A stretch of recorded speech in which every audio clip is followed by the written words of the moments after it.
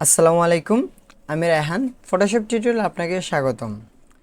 এই পর্বে কথা বলবো ক্লোন স্ট্যাম্প টুল নিয়ে।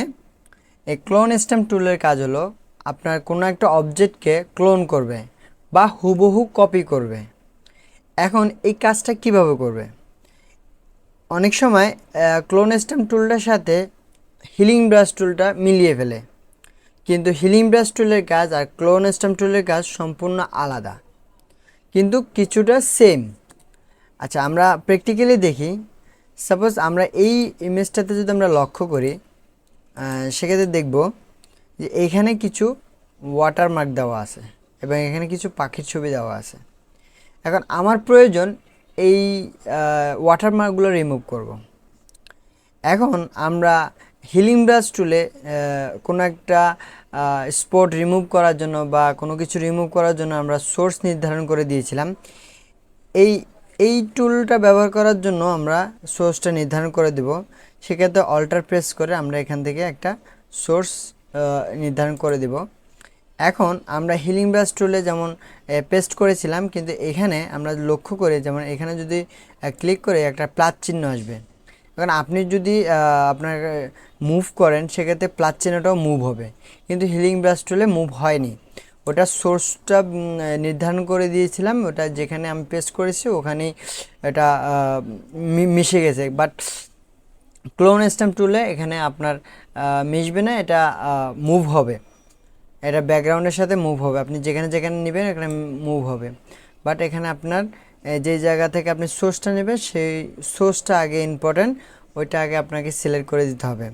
সাপোজ আমি এখান থেকে আবার একটা ব্যাকগ্রাউন্ডটা সিলেক্ট করব, সোর্সটা এখান থেকে নির্ধারণ করে দেবো। এখান থেকে প্লাস চিহ্নটা আমার মুভ হবে। যেমন এখানে আমার যদি আমি এই ওয়াটারমার্কগুলো রিমুভ করতে যাই, সেক্ষেত্রে এখন এখান দেখবো যে এইখানে কিছু ওয়াটারমার্ক আছে প্লাস চিহ্নের এখানে। এখান থেকে আমার এখানে আবার পেস্ট হয়ে যাচ্ছে, যে এই জায়গার মধ্যে আমার পেস্ট হয়ে যাচ্ছে। সেক্ষেত্রে আমি এখানে আনবো না, আমি এই দিক দিয়ে রেখে দেব। এখান থেকে আবার আমি সোর্সটা নির্ধারণ করে দেব এইভাবে। প্রতিটা জায়গায় আমি সোর্সটা নির্ধারণ করে দেব এবং এটা মুভ করব, এটা আমার অটোমেটিক রিমুভ হয়ে যাবে। ওকে, আমরা কাছাকাছি নেওয়ার চেষ্টা করব, সেক্ষেত্রে অন্য একটা কন্টেন্ট আসার পসিবিলিটি খুব কম থাকবে।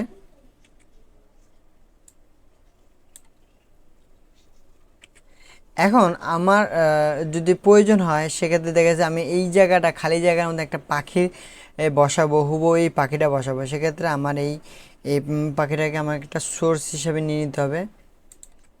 এখন আমরা যদি এখানে সুন্দর মতো বসাই দিই এটা আশেপাশে, দেখব খুব সুন্দরভাবে এটা বসে গেছে।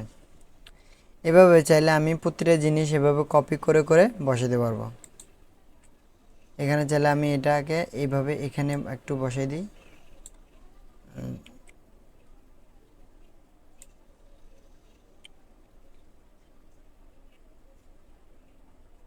এভাবে বসে যাবে। এদিক থেকে আমি এটা রিমুভ করে দেব।